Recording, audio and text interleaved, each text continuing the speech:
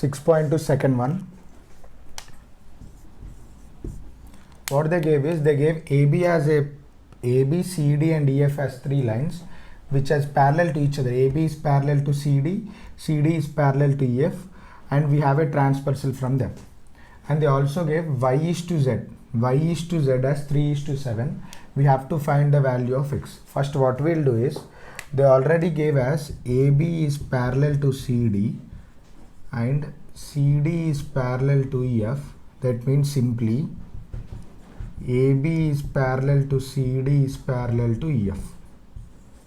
Okay, as AB is parallel to CD and CD is parallel to EF, that means we can use the properties what all we studied in the previous classes. What is that is, now from here, as AB is parallel to CD and CD is parallel to EF, that directly shows X is equal to Z. The reason will be alternate interior angles. Alternate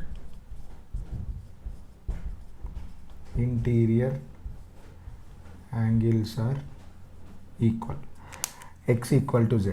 But what we know is X plus Y is equal to 180 degrees. X plus Y equal to 180 degrees because co-interior angles on the same side of a transversal.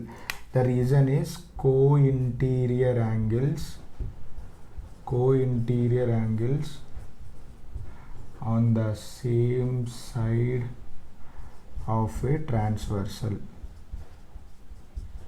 of a transversal is 180 degrees. Now what we know is X is equal to Z.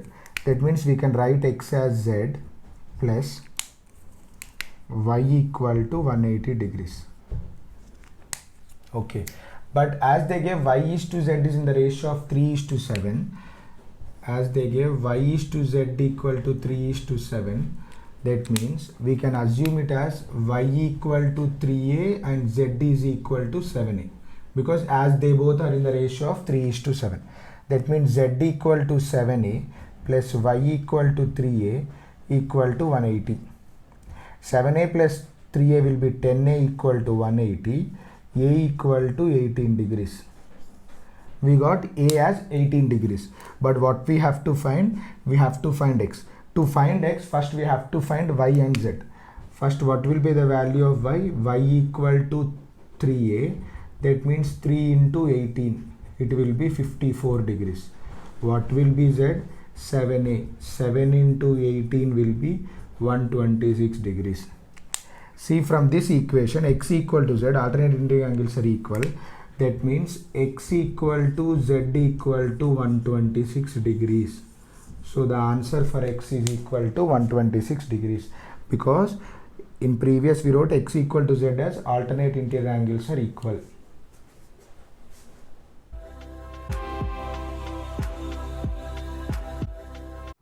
Now coming to the next problem, we have AB is parallel to CD and EF is perpendicular to CD, and they also gave angle GED as 126 degrees. We have to find angle AGE, we have to find angle GEF, and we also have to find FGE. These three angles we have to find. First we'll take AB as parallel to CD, as they gave AB is parallel to CD. That means angle GED equal to 126 degrees, but we know FED is 90 degrees because EF is perpendicular to CD. GED we can write as angle GEF plus angle FED equal to 126 degrees. Okay, angle GEF we have to find plus angle FED is 90 degrees equal to 126 degrees, because EF is perpendicular to CD. Angle GEF, then it will be 126 minus 90 degrees. Then angle GEF equal to 36 degrees. We got angle GEF as 36 degrees. Now next thing, we got GEF. Now next thing what we have to find is, we have to find FGE. To find FGE, we have to know AGE because these two are linear pair. That's why angle AGE, as AB is parallel to CD, then angle AGE is equal to angle GED, because angle AGE and angle GED are equal because they are alternate interior angles.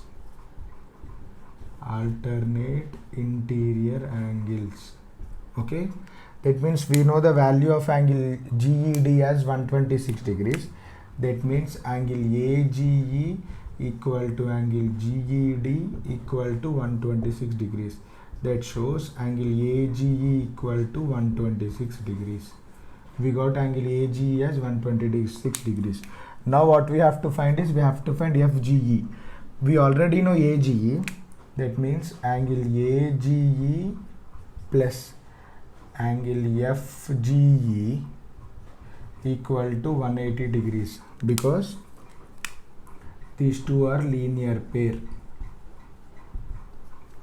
Angle AGE we know as 126 degrees. Angle FGE we should find out equal to 180 degrees. Okay, angle FGE will be 180 degrees minus 126 degrees. Then angle FGE equal to 180 minus 126 will be 54 degrees. That means angle FGE equal to 54 degrees. We got angle FGE also. See, angle GEF we got as 36 degrees. Angle AGE we got as 126 degrees. Angle FGE we found it as 54 degrees.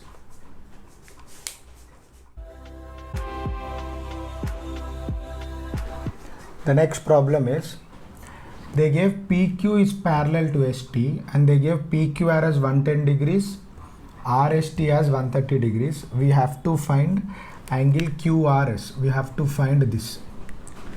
To solve this sum, what we will do first is, we'll take a line which is parallel to PQ and ST, which is parallel to PQ and ST. We'll name it as X and Y. Okay, fine. We took parallel line which is parallel to ST and which is parallel to PQ. Now what we know is, first, as XY is a parallel to PQ, that is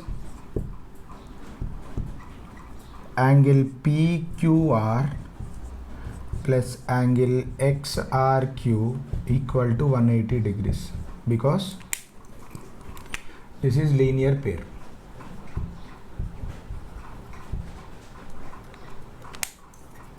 This is linear pair. Okay. Angle PQR we know as 110 degrees plus angle XRQ equal to 180 degrees. That means angle XRQ equal to 180 degrees minus 110 degrees gives 70 degrees. Angle XRQ is 70 degrees. Angle XRQ is 70 degrees. This one we got as 70 degrees. Fine. The next thing, again, XY is parallel to ST in the same way, that is angle TSR plus angle SRY equal to 180 degrees. Why? Same reason, is linear pair. Angle TSR is 130 degrees plus angle SRY equal to 180 degrees. That means angle SRY equal to 180 minus 130 equal to 50 degrees. Okay, this one we got as 50 degrees. Okay, now what is this? We have XY is parallel to ST and PQ. That means QR, as XY is parallel to PQ and ST, where QR and SR lies on line XY. Yes, QR and SR lies on line XY. That means angle XRQ plus angle QRS plus angle SRY equal to 180 degrees. What can be the reason? The reason is sum of angles in a straight line is 180 degrees. Simple. Now XRQ we got as 70 degrees. QRS we have to find out, plus SRY we got as 50 degrees equal to 180 degrees. That means 120 degrees plus angle QRS equal to 180 degrees. Angle QRS equal to 180 minus 120 degrees. That means angle QRS equal to 60 degrees. So then we got angle QRS as 60 degrees. We got angle QRS as 60 degrees.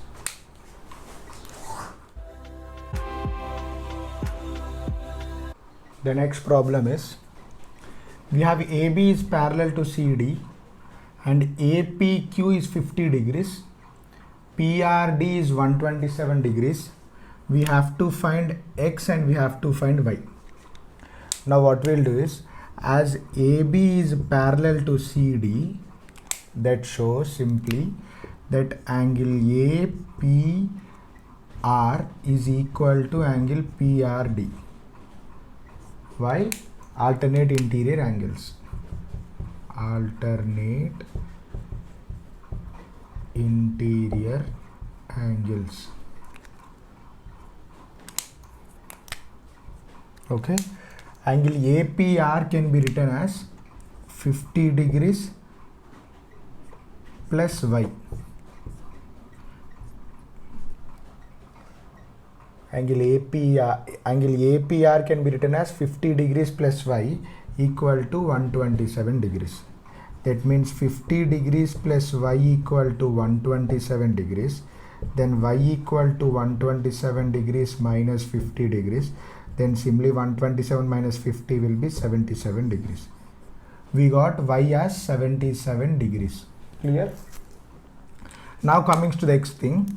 Again the same concept, as AB is parallel to CD, then angle APQ is equal to angle PQR, because they are also APQ is equal to PQR. They are also alternate interior angles. Alternate interior angles. Okay. Angle APQ is 50 degrees. Angle PQR is X. That means X is equal to 50 degrees. The answers are, X we got as 50 degrees and Y is equal to 77 degrees. The next question is, this one is very important. What they gave is, PQ and RS are two mirrors, whereas an incident ray AB strikes PQ at B and it gets reflected back as BC, and strike RS mirror at C and gets reflected back. What we have to prove now is, we have to prove AB is parallel to CD. We have to prove this AB is parallel to CD. First what we will take is, we will draw a perpendicular bisector from here B and C. We will name this as M and we'll name this as N. And indications what we will take is, this one will take as 1, this one will take as 2, this one will take as 3, this one will take as 4. Clear? What I did is, I drew a perpendicular bisector from B as BM and perpendicular bisector from C as CM, and I labeled ABM as 1, MBC as 2, BCN as 3, NCD as 4. Clear? As AB is parallel to CD, simply BM is parallel to CN. Okay, as BN is parallel to CN, angle 2 is equal to angle 3, because these are alternate interior angles. alternate interior angles. Clear? Now what we know is angle 1 is equal to angle 2, angle 3 is equal to angle 4. Why? Angle 1 is equal to angle 2, angle 3 is equal to angle 4. Listen, why angle 1 is equal to angle 2? Because AB is an incident ray striking PQ at B and getting reflected back. That means angle 1 is equal to angle 2 because of loss of reflection. These are equal because of loss of reflection. In the same way, angle 3 equal to angle 4 because when BC is striking, an incident ray is striking RS at C, it is getting reflected back. That means 3 and 4 are equal because of the loss of reflection. As we know, angle 2 is equal to angle 3 at alternate interior angles. That means angle 1 plus angle 2 is equal to angle 3 plus angle 4. But by loss of reflection,